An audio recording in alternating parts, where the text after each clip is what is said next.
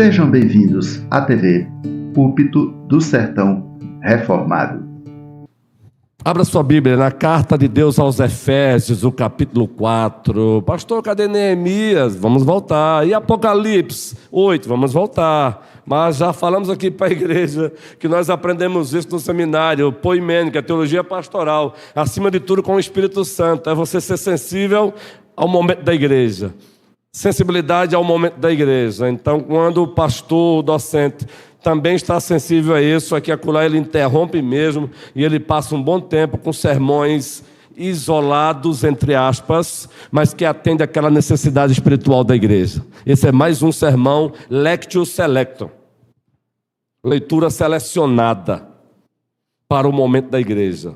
Carta de Deus aos Efésios, capítulo 4, a partir do primeiro versículo, vamos ler?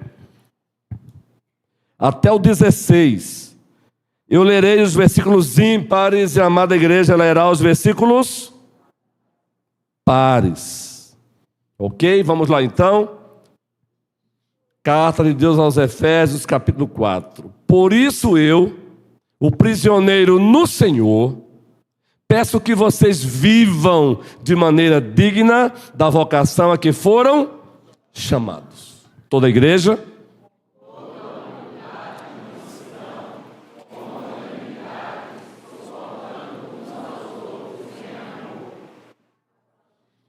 Fazendo tudo para preservar a unidade do Espírito no vínculo da paz.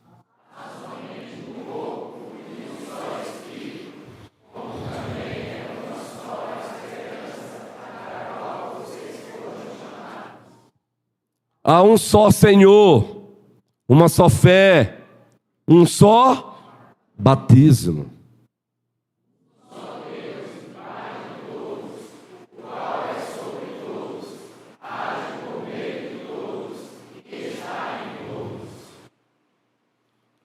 E a graça foi concedida a cada um de nós, segundo a medida do dom de Cristo.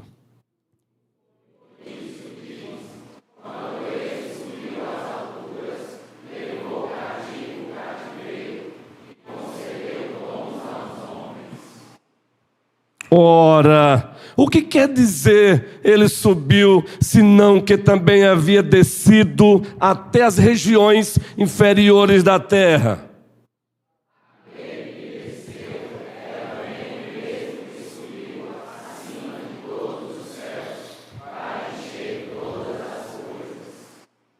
E ele mesmo concedeu uns para apóstolos, outros para profetas, outros para evangelistas e outros para pastores e mestres.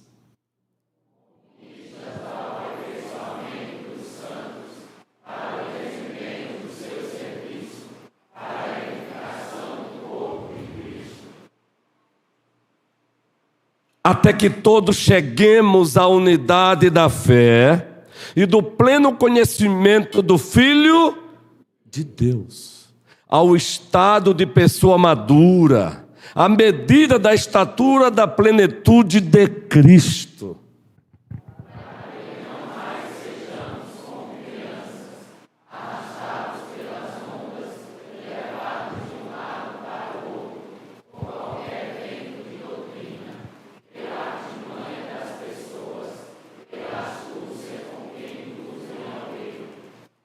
Mas, seguindo a verdade em amor, cresçamos em tudo naquele que é a cabeça, Cristo, de quem todo o corpo, bem ajustado e consolidado pelo auxílio de todas as juntas, segundo a justa cooperação,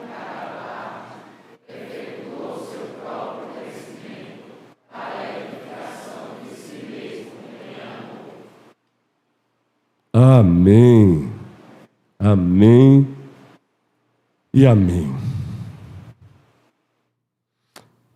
Na manhã deste dia,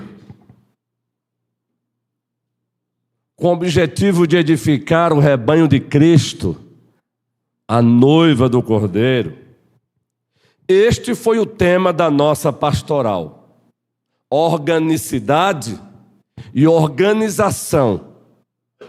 Uma parceria que gera frutos e multiplicam. Organicidade e organização, uma parceria que gera frutos e multiplica. Isso baseado no livro dos Atos dos Apóstolos, o capítulo 6, do primeiro versículo até o versículo 7. E nós temos do primeiro versículo até o versículo 2, a igreja se apresentando como organismo vivo. A igreja apresentando as suas necessidades. Naqueles dias, aumentando o número dos discípulos, houve murmuração dos helenistas contra os hebreus, porque as viúvas deles estavam sendo esquecidas na distribuição diária. Então, os 12 convocaram a comunidade, a igreja dos discípulos, e disseram, 2 pontinhos aí, a gente segue já já. Aí está a organicidade da igreja. A igreja é um organismo vivo. Ela é feita de gente, de pessoas por quem Cristo morreu, deu a sua vida. A igreja ela é fruto de uma ação do alto, de uma ação de Deus, o Pai, o Filho e o Espírito Santo, que a idealizou antes da fundação do mundo. Trouxe e continua trazendo a existência no tempo e no espaço. Ela é esse organismo aqui, ó. Ela tem as suas necessidades psíquicas, emocionais, físicas e espirituais. Aqui em Atos 6, uma necessidade física está sendo apresentada. Eis aí a igreja, organismo vivo.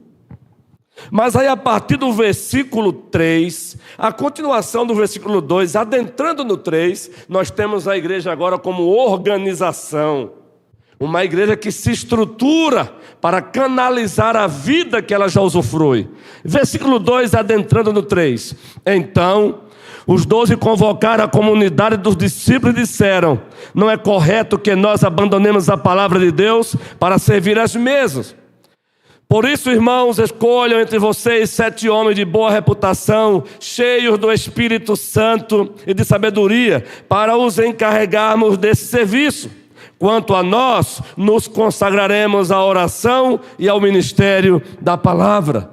O parecer agradou a todos. Então, elegeram Estevão, homem cheio de fé e do Espírito Santo, Felipe, Prócoro, Nicanor, Timão, Pármenas e Nicolau, prosélito de Antioquia. Apresentaram estes homens aos apóstolos, que, orando, lhes impuseram as mãos. Aqui é a igreja como organização. Aqui a igreja nos é apresentada nesse texto narrativo como organização. Ela é sim uma organização. Daí o tema da pastoral desta manhã: organicidade e organização. Uma parceria que gera fruto e multiplica. E aí no finalzinho, versículo 7, nós temos o fruto e a multiplicação dessa parceria chamada organicidade e organização da igreja. O fruto, toda a igreja agora leia comigo.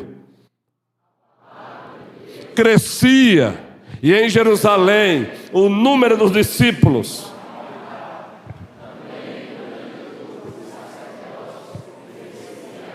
Vocês entenderam aí a grandiosidade de um texto narrativo como esse?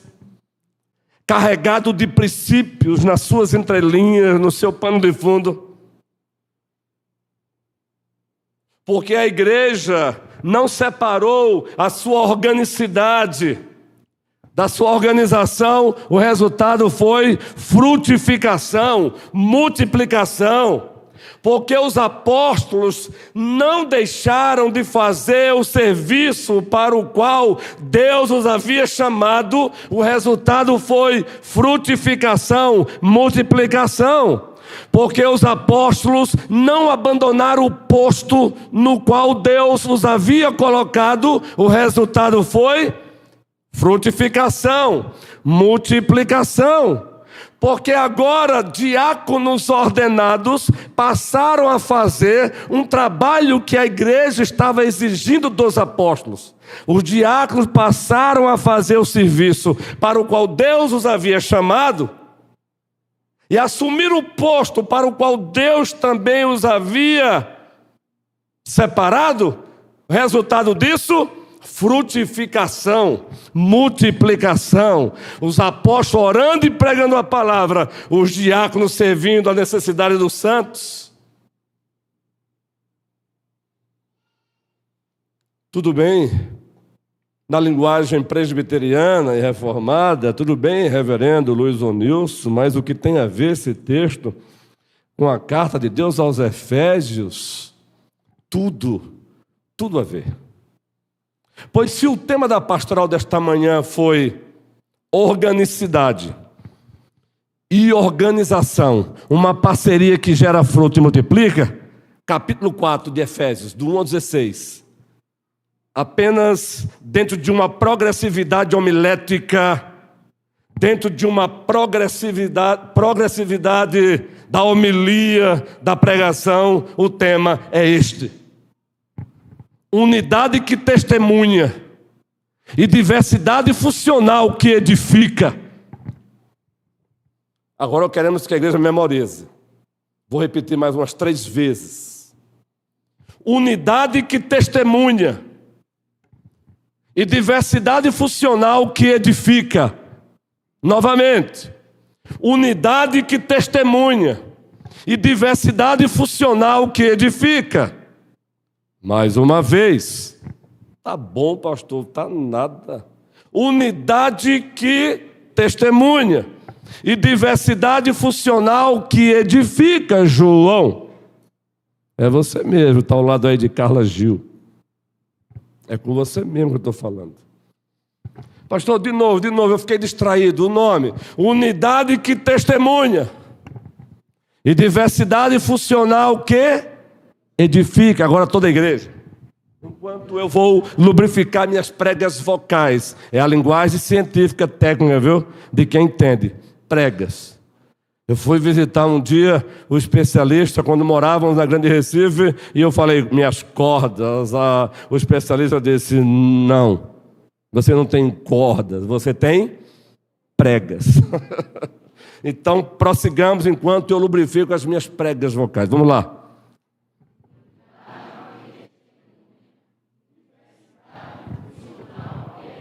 Eita, tá de parabéns. Está de parabéns, primeira igreja presbiteriana de Petrolina. Ficou tão bom, que eu desejo ouvir de novo.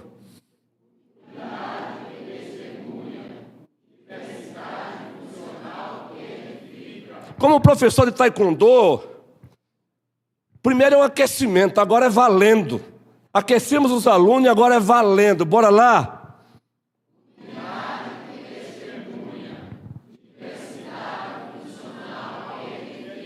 É isso que o apóstolo Paulo, também no capítulo 4 aos Efésios, está falando para nós. Eu poderia aqui recorrer à primeira carta de Deus aos Coríntios, capítulo 12, mas eu desci esse texto como subsídio. Como subsídio para o tema de Efésios 4, João, Henrique, Isabela. Membro da primeira igreja presbiteriana de Petrolina, com direitos e deveres, louvado seja o Senhor. Mas me ajude, pastor, a entender. Unidade que testemunha, diversidade funcional que edifica. Quais as fontes para que esse tema saltasse aos seus olhos? Primeiro, Efésios 4. Subsídio, 1 Coríntios 12. Mas a nascente para a unidade que testemunha e diversidade funcional que edifica, a nascente mesmo. Abra sua Bíblia, João, o Evangelho, capítulo 17. João, o Evangelho de Deus, o capítulo 17. Vejam que coisa linda, porque no capítulo 17, o grande sumo sacerdote, segundo a ordem de Melquisedeque, Jesus Cristo, também ora pedindo a unidade. Ora pela unidade dos seus, do seu povo. Capítulo 17, os versículos 20 e 21, por favor. Capítulo 17 do Evangelho de Deus, segundo o apóstolo João, os versículos 20 e 21. Vamos lá, leamos juntos. Toda a igreja.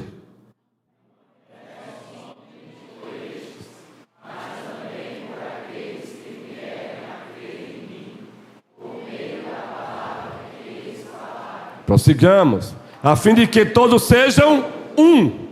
E como tu, ó Pai, estás em mim e eu em ti, também eles estejam em nós. A última parte, para que o mundo creia que tu me enviaste. Eu oro para que sejam um. Para que o mundo creia que tu me enviaste. Eu oro para que sejam um, para que o mundo creia que tu me enviaste. Eis aí a fonte da conexão, unidade que testemunha. Entenderam? Unidade que testemunha. Mas pastor, e diversidade funcional que edifica? Primeira carta aos Coríntios, o capítulo 14. Primeira carta de Deus aos Coríntios, o capítulo 14. Versículo 26, eu poderia ler com vocês outros versículos, mas esse nos basta para o momento. Já aqui, já reforça, é a fonte da segunda parte do tema, diversidade funcional que edifica. Vamos ler agora, toda a igreja.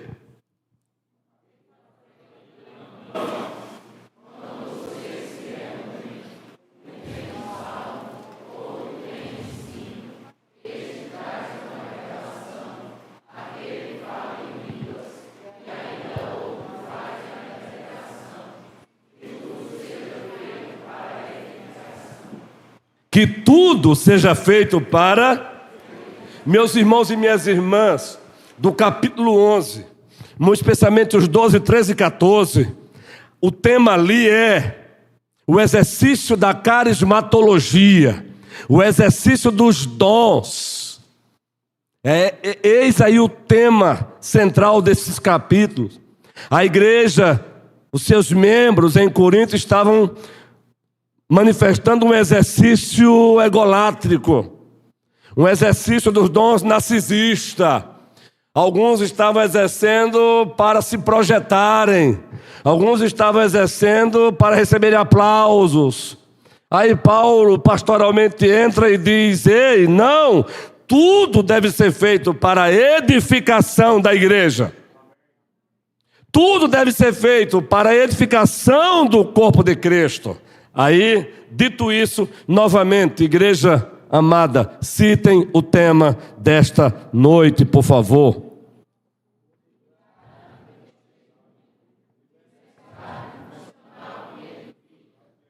Eu percebi que numa fração de minutos alguém já esqueceu e não se sentiu culpado. É por isso que temos que ler, reler. Eu peguei novamente esse livraço para eu ler. E eu leio. Vou lendo, termino, aí daqui a pouco eu volto, aí depois eu vou lendo, daqui a pouco eu volto, sabe por quê? Não é ler por ler, é ler para aprender, é ler para praticar, é ler para edificar, é ler para a glória do Senhor. É ler para aprender, é ler para edificar, é ler para a glória do Senhor, praticando o caminho.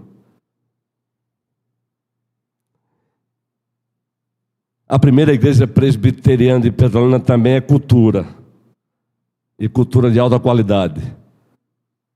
Se você está com uma lista de livros para ler, não deixe de colocar esse na tua lista, não. Praticando o caminho. Aliás, já preguei um tema aqui, que o subsídio do sermão extraído aqui. Praticando o caminho. Para refrescar a memória da igreja, Alisson, o tema novamente, toda a igreja.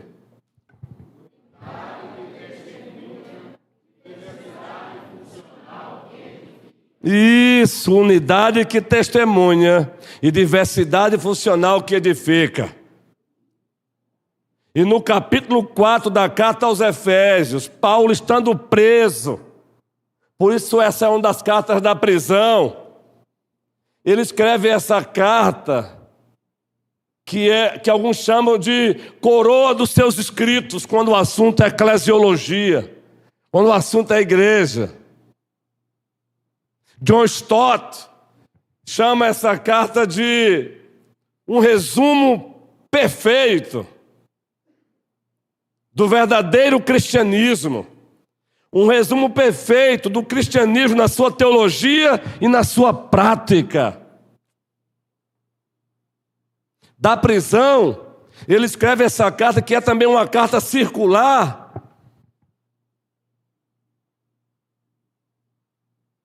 objetivando relembrar para as igrejas do Senhor a sua doutrina, que nós apelidamos de ortopraxia, que a Bíblia em Atos chama de doutrina apostólica. E nós vamos encontrá-lo fazendo isso no primeiro capítulo da carta aos Efésios, no capítulo 2, no capítulo 3. É claro que existe uma sincronia, ele fala de teologia e prática ao mesmo tempo ali, do 1 ao 3. Mas o que sobrepuja ali é a teologia, é a sã doutrina, ele está relembrando. São os indicativos da fé. Quem a igreja é em Cristo? É isso. A ortodoxia da igreja, do primeiro capítulo ao 3. Do capítulo 4 ao 6, com mais intensidade, ele adentra agora na prática da igreja, a prática da fé, a prática cristã, que nós apelidamos de ortopraxia. Do capítulo 4 ao capítulo 6. É uma carta dividida em 2 blocos, do 1 ao 3, sã doutrina, ou ortodoxia, do 4 ao 6, a prática da fé, que nós chamamos de ortopraxia. Deixemos por enquanto de lado o primeiro bloco, a ortodoxia, os indicativos da fé, e nos concentremos no segundo bloco, do 4 ao 6, a ortopraxia, uma prática correta de igreja. E no segundo bloco, nos concentremos no capítulo 4. Pois o capítulo 4 é um dos textos mais brilhantes do Novo Testamento, quando o assunto é a identidade da igreja e sua missão. A identidade da igreja e sua missão. Nós falamos que é um dos textos, existem outros, é claro. E por que o capítulo 4 da carta de Deus aos Efésios é um dos textos brilhantes do Novo Testamento, quando o assunto é a identidade da igreja e sua missão?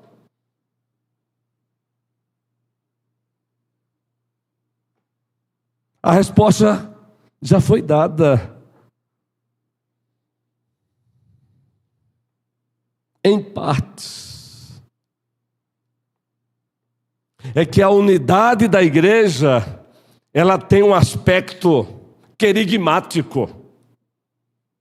Ela tem um aspecto evangelístico. A unidade da igreja, ela tem um aspecto de testemunho. Eu oro para que todos sejam um. Reticências, para que o mundo saiba que tu me enviaste.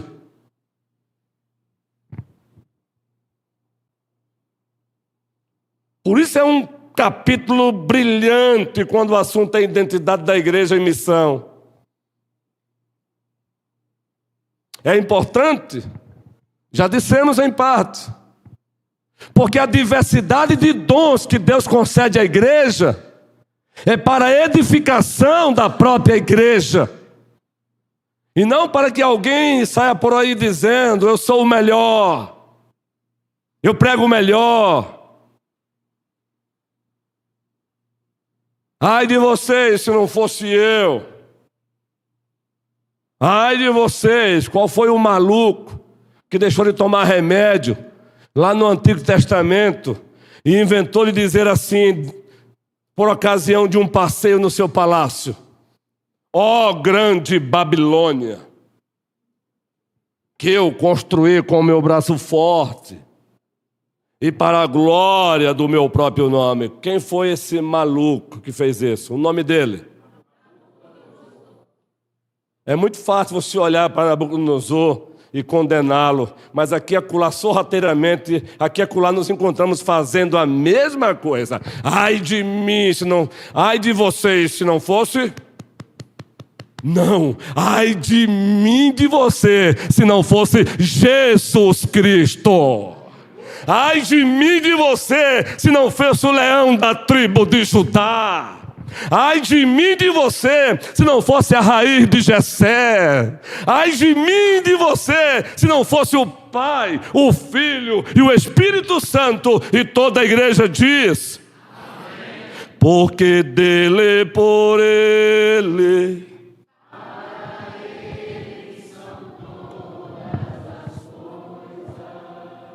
porque dele, por ele,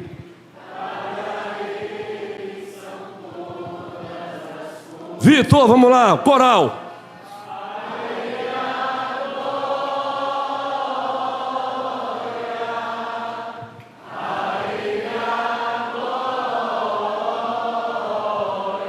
Eu sou o maestro.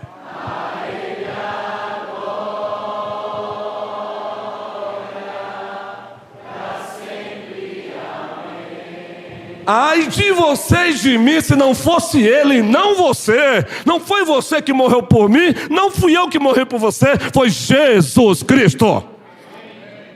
Sem ele você não é nada.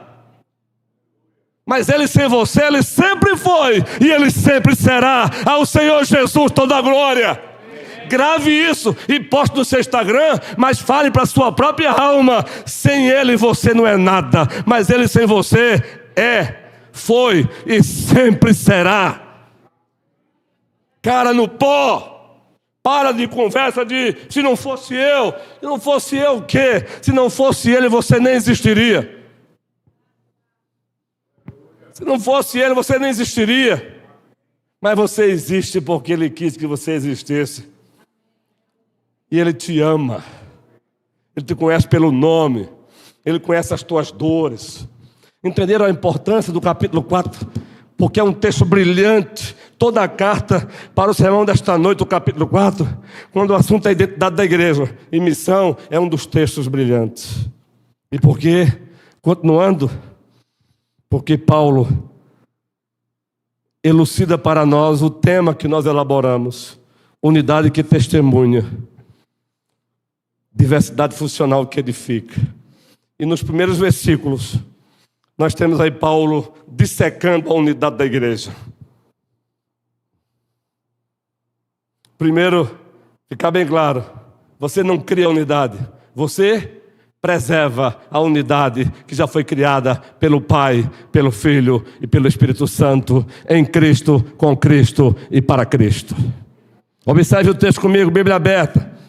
Por isso, eu, o prisioneiro do Senhor, peço que vocês vivam de maneira digna da vocação a que foram. Vivam de maneira digna da vocação a que foram chamados. A unidade que usufruímos hoje é uma unidade espiritual. É uma unidade mística cristã. É uma unidade que emana do Deus que subsiste em três pessoas: o Pai, o Filho e o Espírito Santo. Ele nos uniu nele uns com os outros. Ele nos uniu nele uns com os outros. Vamos lá. Ele nos uniu nele uns com os outros, queridos. Por essa razão, eu, Paulo, prisioneiro de Cristo Jesus, por amor de vocês, capítulo 3, perdão. Por isso eu, o prisioneiro no Senhor, peço que vocês vivam de maneira digna da vocação a que foram chamados. Vivam de acordo com a vocação em que foram chamados. Vivam de acordo com aquele que os chamou. Vivam de acordo com aqueles que uniu vocês a Ele e uns com os outros. Vivam de acordo com o padrão daquele que uniu vocês com Ele e uns com os outros. João 17. Pai, eu oro para que eles sejam um. Assim como, Pai, eu estou em Ti e o Senhor está em mim, que eles estejam em nós. Você quer uma explicação teológica profunda e você não consegue ir além? João 17. Assim como eu estou em Ti, Pai, e o Senhor está em mim, que eles estejam em nós. Ela é espiritual, essa unidade. Essa unidade, número 2, ela emana de Deus, o Pai, o Filho e o Espírito Santo. Essa unidade tem como fundamento Jesus Cristo. Jesus Cristo é o fundamento dessa unidade. Essa unidade tem como agente aplicador o soberano Espírito Santo. Por isso que Paulo continua no texto e ele diz assim, vamos lá, prossigamos. Com toda humildade, mansidão, com longanimidade, suportando-vos uns aos outros em amor, fazendo tudo para preservar, versículo 3, fazendo tudo para preservar a unidade do Espírito no vínculo da paz. Essa unidade é espiritual, número 1. Essa unidade emana do Deus triuno, o Pai, o Filho e o Espírito Santo, número 2.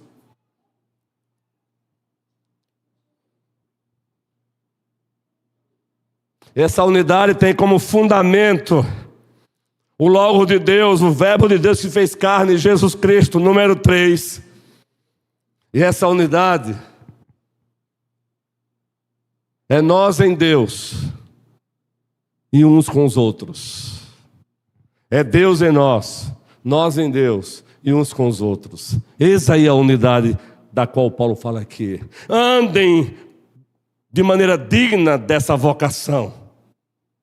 Vocês foram chamados para ser um comigo, em mim, comigo. E uns com os outros. Cristo ora, queridos, por ele e ora por isso. E essa unidade, ela testemunha. Quando o mundo olha e vê uma igreja feita de pessoas diferentes, culturas diferentes, línguas diferentes, unidas em Cristo, isso testemunha. Só Deus pode fazer isso. Só o Evangelho pode fazer isso. Por isso, é uma unidade que testemunha e uma diversidade funcional que edifica. Por isso que em teologia, em eclesiologia, a doutrina da igreja, existe um termozinho quando alguém tenta quebrar essa unidade.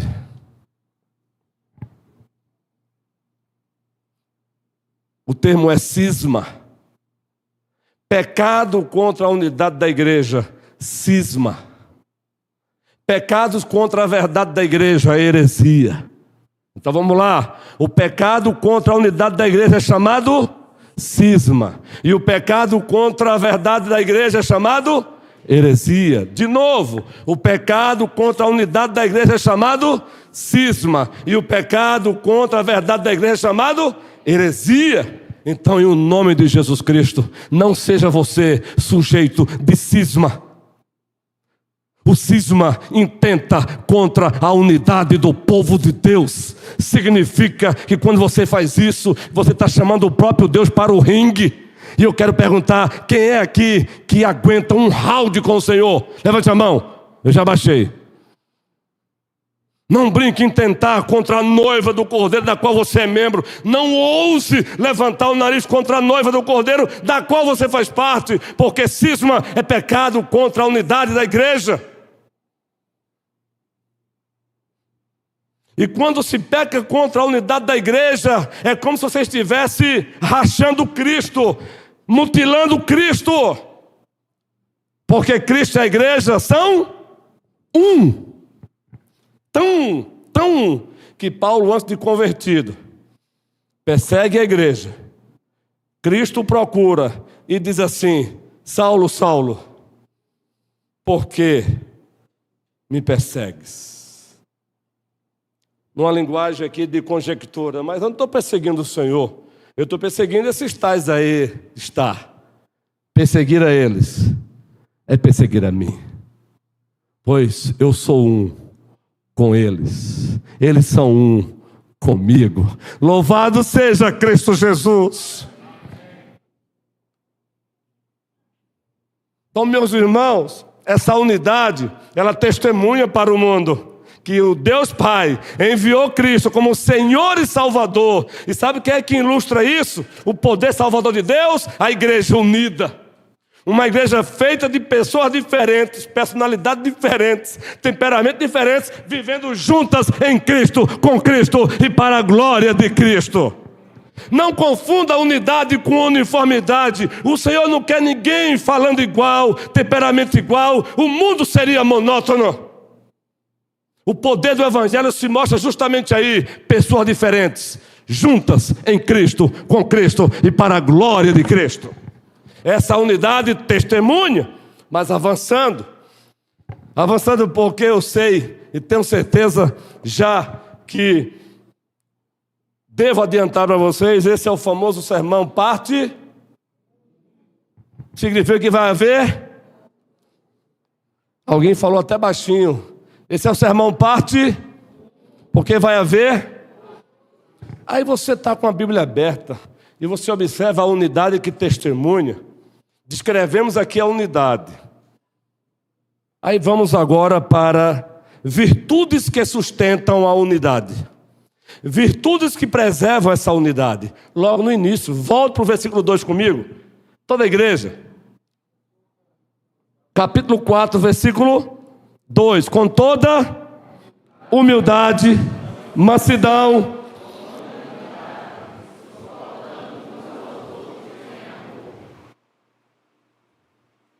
Já definimos o que é humildade. Uma síntese. Agora, as virtudes cristãs que ajudam a preservar a unidade. Primeiro, humildade. Se você quer um roteiro para entender a humildade e praticá-la corretamente, se enxergue a partir de Deus, por meio de Deus e para a glória de Deus. Aí você vai ver que você vai ser humilde. Se você ousar se enxergar a partir de você mesmo, por meio de você mesmo e para a glória de si mesmo, aí o nariz vai. É ou não é, guerreiro, presbítero Manuel? Ah, Neuminha está ali, eu pensei que você não estivesse aqui, Neuminha. Eu iria até citar, está ali. É ou não é, diácono Ronielso? Se eu ousar olhar para mim mesmo, a partir de mim mesmo, por meio de mim mesmo, e para a minha glória, o nariz, porque eu começo a fazer aquela matemática. Eu olho para o João e digo, nisso aqui eu sou melhor do que ele. Nisso aqui eu fiz mais do que ele. E aí o nariz vai. Mas aquele que é especialista em abater soberba diz, calma, porque eu resisto aos soberbos, mas eu dou graça aos humildes. Voltando para o maluco que deixou de tomar remédio, ó grande Babilônia que eu fiz com meu braço forte para a glória do meu nome. Isso chegou nas narinas do Altíssimo como um odor desagradável, e ele desceu e desce. Você vai ver quem é que de fato manda. Tirou o seu juízo, tirou a sua sanidade, se comportou como animal, porque só existe um que tem a palavra final: Deus o Pai, Deus o Filho, Deus o Espírito Santo. A Ele a glória, a Ele a glória, a Ele a glória, hoje e sempre. Toda a igreja diz: ó profundidade das riquezas. Toda a igreja.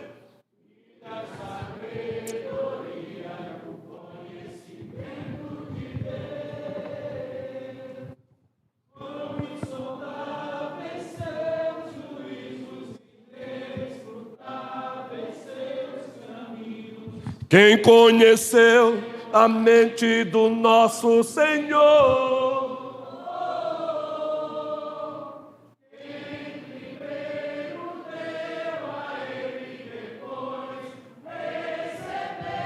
O maestro voltou.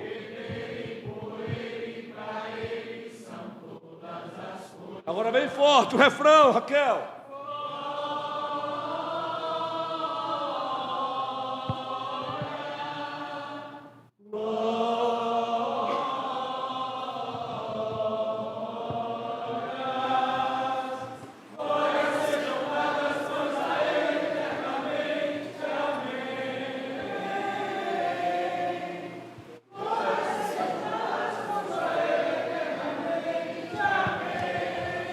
Humildade.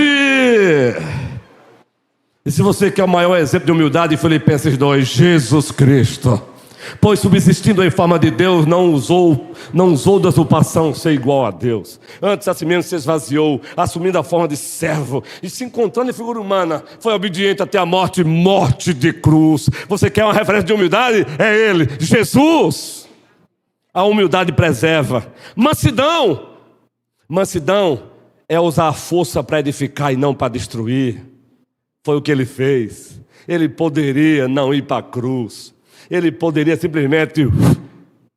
Mas mesmo com toda a força, Ele se deixou ser pendurado no madeiro. Mesmo com todo o poder, onipotente, onisciente, onipresente, Ele se deixou ser zombado. Ele se deixou ser esbofeteado. Isso é mansidão. Quer um exemplo de mansidão? Jesus, vinde a mim, todos vós que estáis cansados e sobrecarregados, e eu tomai sobre vós o meu, e aprendei de mim que sou, e encontrarei, pois o meu jugo e o meu fardo. Isso é mansidão. Isso preserva a unidade da igreja. Longanimidade, paciência com o outro. Ei, seja paciente com o outro como o Senhor é paciente com você. E você sabe o quanto Deus é paciente com você. Você sabe o quanto Ele é paciente com você, porque todos os dias você dá motivo para Ele te exterminar. Você peca em foro íntimo, você peca em foro externo, você peca em palavras, você peca em ações, você peca por omissão, peca por comissão. Ainda assim, Ele continua dizendo: jamais te deixarei, jamais te abandonarei. Ele puxa a orelha, Ele lapida, Ele exorta, Ele dá um tapinha de pai, mas eu jamais te deixarei, eu jamais te abandonarei, eu jamais te deixarei, eu jamais te abandonarei.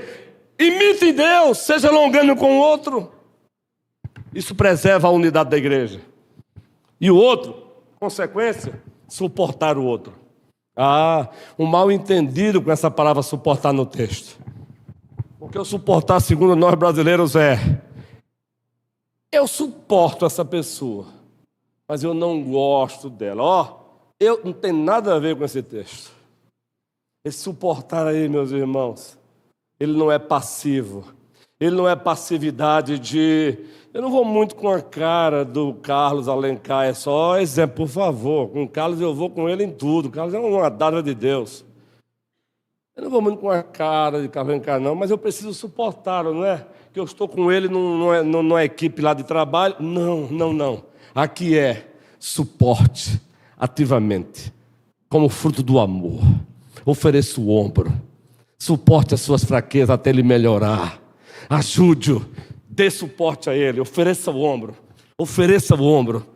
Carregai as cargas uns dos outros. Suporte o seu processo de santificação. E entenda que nesse processo, uma hora ele vai falhar, porque você também falha. Suporte, assim como você quer ser suportado no Senhor e para a glória do Senhor. Sabe por que muitas vezes não queremos suportar o outro? Autojustiça. Ainda há resquícios de alta justiça em nós. Isso preserva a unidade. Mas aí, irmãos, para encerrar por hoje, depois das virtudes que preservam, Paulo oferece os fundamentos da unidade que testemunha. Bíblia aberta. Os fundamentos da unidade que testemunha. A partir do versículo 4. Fundamentos da unidade que testemunha. Vamos lá, versículo 4. Vamos fazer contagem aqui agora. Número 1. Há um só corpo. 2. Um só Espírito. Número 3.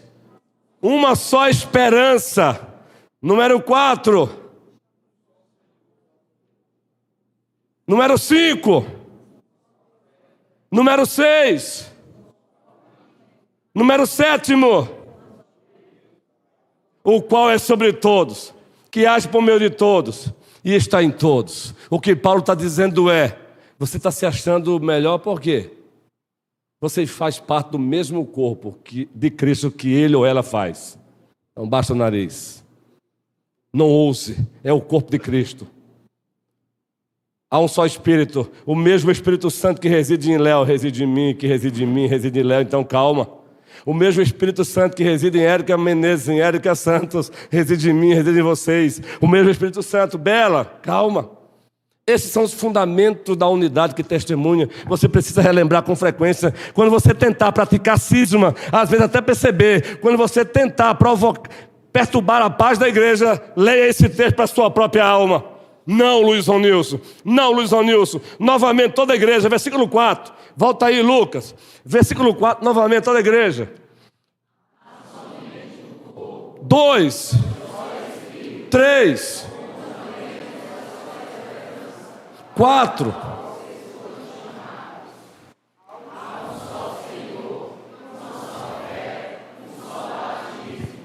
Há um só Deus e Pai de todos, o qual é sobre todos, age por meio de todos e está em todos. Meu irmão, que teologia extraordinária é essa? Então, quando você for tentado a perturbar a paz da igreja, quando você for tentado a praticar cisma na igreja, lembre-se disso. E tem mais. Quando você gera cisma na igreja, você intenta contra o aspecto evangelístico da unidade. Você está impedindo que Cristo seja anunciado através também da unidade da igreja. Você está impedindo. Então, cuidado em nome do Senhor Jesus Cristo, cuidado. Quando pessoas diferentes permanecem unidas nesses fundamentos, a igreja se torna um poderoso testemunho do poder reconciliador do Evangelho. Eu vou repetir: quando pessoas diferentes permanecem unidas nesses fundamentos, a igreja se torna um poderoso testemunho do poder reconciliador do Evangelho.